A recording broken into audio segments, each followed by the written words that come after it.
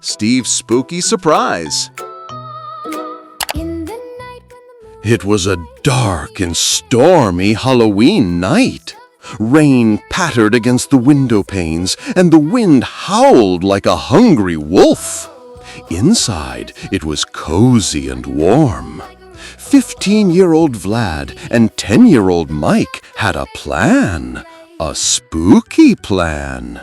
Tonight, Vlad whispered to Mike, we're going to tell little Steve the scariest story ever. Their baby brother, Steve, was crawling on the rug, happily babbling to his favorite teddy bear. He had no idea what his big brothers were plotting.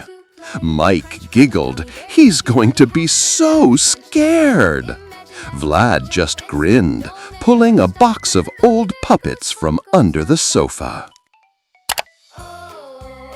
Vlad and Mike set up a little stage behind the armchair. They made spooky finger puppets out of old socks and buttons.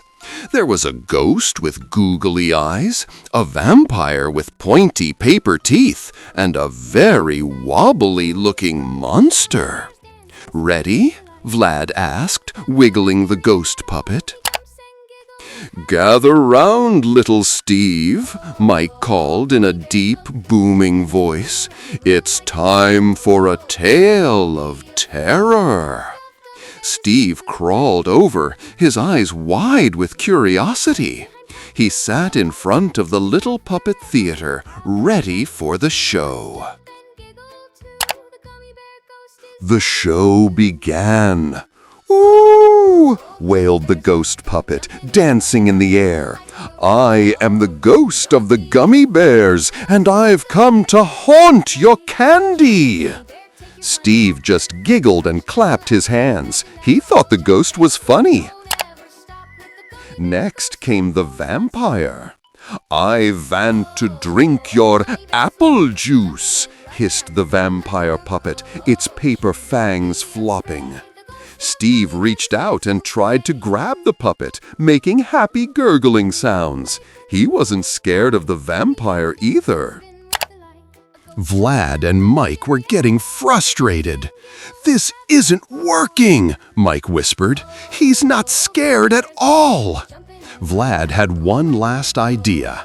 He brought out the wobbly monster puppet. "Roar!" he growled in his deepest voice.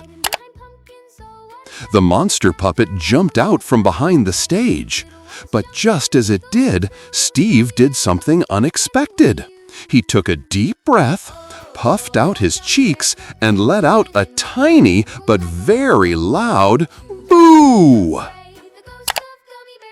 Vlad and Mike were so surprised that they both jumped back, knocking over their puppet theater. The ghost, the vampire, and the monster all went flying.